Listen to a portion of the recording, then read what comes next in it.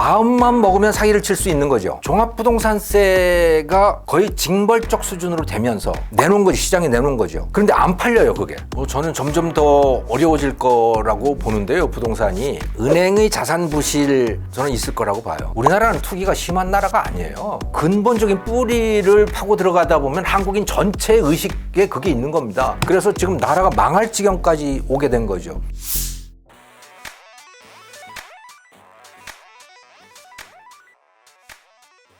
다음은 이제 부동산입니다. 네, 정부 저희가 이슈로 좀 잡은 뉴스가 전세 사기 피해자 주택 경매 일시 중단 추진 요 기사였어요.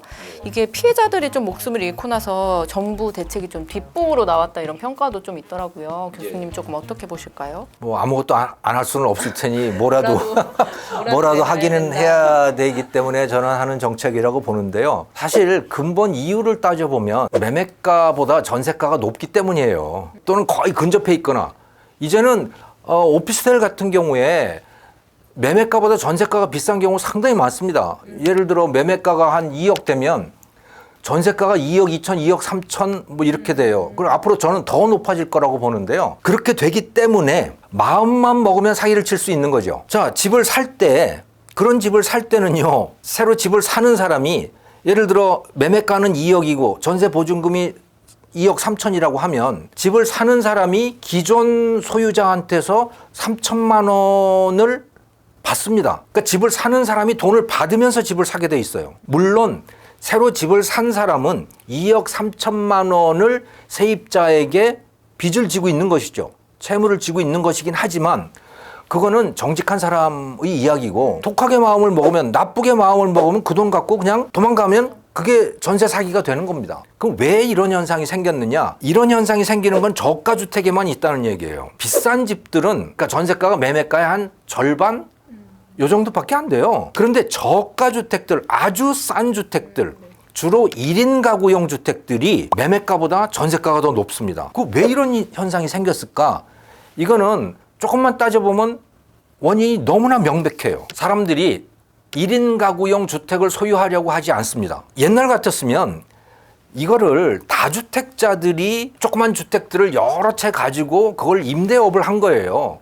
그렇기 때문에 거기에 1인 가구들이 들어가서 뭐 월세로 살든 전세로 살든 그렇게 할 수가 있었던 거죠. 그런데 종합부동산세가 거의 징벌적 수준으로 되면서 임대업을 하는 다주택자들이 1인 가구용 주택들을 다 내놓은 거지, 시장에 내놓은 거죠.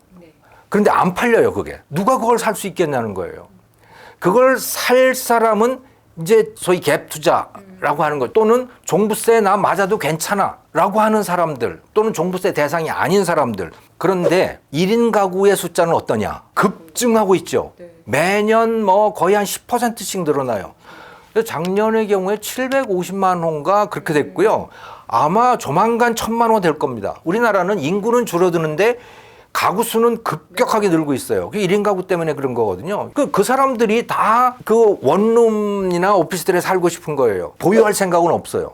누군가 임대를 해줘야 돼요. 그러니까 그 임대료는 천정부지로 올라가게 되어 있습니다. 이러다 보니까 매매가가 전세 보증금보다 더 낮아진 것이고 그것 때문에 사기꾼이 등장할 수 있는 이런 시장 환경이 마련이 된 거죠. 그렇다면 대책은 뭐가 있을까요? 대책은 종부세 이전으로 돌려놓는 겁니다. 1인 가구용 주택을 누군가는 소유를 하고 임대를 해주는 사람들이 생겨나야 되는 거예요.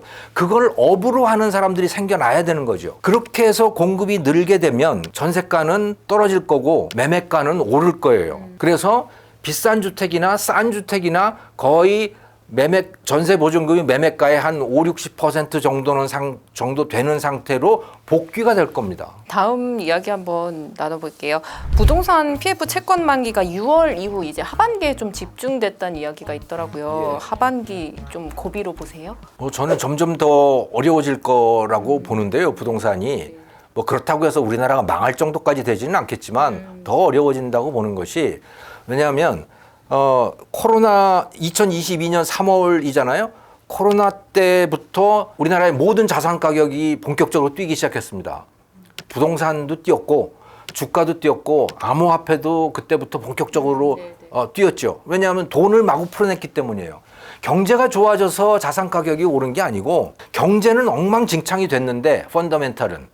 그런데 돈이 풀렸기 때문에 그 돈 가치가 떨어져서 자산 가격이 올라간 거예요. 그래서 그게 2022년 9월 정도까지 보면 한 30% 올랐어요, 집값은. 근데 그 이후에 미국 연준이 금리 올리고 뭐 이렇게 되면서 이제 시장 금리도 전체적으로 올라가고 그러니까 집값도 떨어졌잖아요. 주가도 떨어지고 암호화폐 값도 떨어지고 다 떨어졌는데 그때 이후에 주택 가격이 7% 떨어졌습니다. 아주 단순하게 생각을 해서 우리나라가 현재 경제 상황이 코로나 이전에 비해서 좋아졌냐? 뭐가 좋아진 거 없습니다. 뭐 비슷하거나 조금 더 못해지거나 그러면 사실은 생각을 해보면 원래 상태로 집값이 돌아가는 게 정상이에요. 30% 높아졌으니 30% 떨어지는 게 그게 원상복구죠. 그래서 저는 더 떨어질 여지가 많다. 하지만 그렇게 정부가 놔두지는 않을 거다.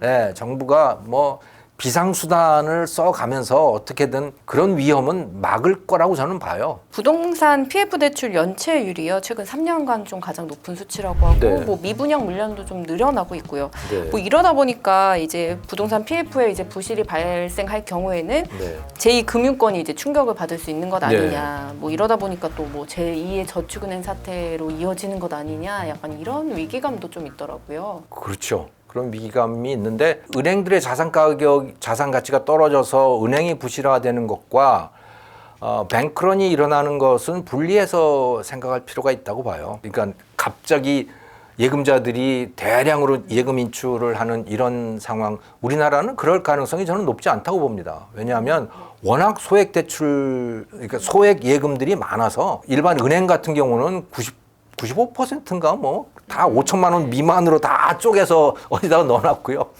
저축은행도 거의 한 80% 되는 것 같더라고요. 그 5천만 원 이하로.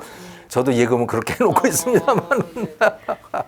그래서 대량 예금 인출의 위험은 그렇게 높지 않다. 하지만 은행의 자산 부실은 저는 있을 거라고 봐요. 그리고 두 개가 동시에 가지는 않는다. 자산 부실은 부실대로 이루어지고 하지만 예금은 예금대로 그냥 있을 가능성이 높다. 교수님 아까 얘기해 주신 내용 중에 종부세를 폐지해야 한다 이런 전세 사기 얘기해 주시면서 이런 얘기해 주셨어요. 결국 주택 문제 해결은 어떻게 보면 이제 수요와 공급의 원리에 좀 맡겨야 된다. 이런 예전에 말씀하셨던 거와 좀 일맥상통하는 부분이 아닐까 싶은데 부동산 시장에서 보이는 이제 돈 풀기 이런 정책에 대한 생각은 어떠실까요? 우리는 부동산 값이 올라갈 때마다 원인을 투기꾼한테 돌렸습니다. 우리나라는 투기가 심한 나라가 아니에요. 세계 다른 나라들하고 비교를 해보면 한국은 상당히 주택 가격이 안정되어 있는 나라고요. 그리고 워낙 투기 억제책들이 많아서 뭐 어떻게 움치고 뛸 수도 없는 나라예요. 근데 너무 그러는 거예요. 그러니까 거기에다가 플러스 종부세는 너무 많이 나갔다 이거는. 그래서 지금 나라가 망할 지경까지 오게 된 거죠. 그게 이미 말씀을 드렸지만 1인 가구가 엄청나게 늘어나고 있는데 매우 빠른 속도로 늘어나고 있는데 그 사람들 어디 가서 살아야 되잖아요. 지금까지는 그 사람들에게 임대주택을 공급한 사람이 다주택자들이었던 거예요. 2019년과 2020년에 김현미 그 건설부 장관, 국토부 장관일 때 그때 한편으로는 다주택 단속을 하면서 또 다른 한편으로는 다주택자들에게 임대사업자로 법적 임대사업자로 등록을 해라. 그러면 봐줄게 라고 하는 정책을 잠시 했었죠. 그때 많은 다주택자들이 등록을 했어요. 그때 그래서 다주택자의 그 실체가 뭔지가 드러났습니다. 다주택자가 갖고 있는 주택의 85%는 소형 오피스텔, 다가구, 무슨 뭐 이런 것들이 있잖아요. 다 그런 안 팔리는 주택들인 거예요. 많은 사람들이 보유하고 싶어 하는 최소한 뭐 전용 면적 25평 정도는 되는 주택은 거의 없어요. 거기는 아파트도 한 10몇 %가 있는데 그것도 전부 공시지가로 하면 뭐 5억 미친가 6억 미친가 그게 다주택자들의 실상인 겁니다.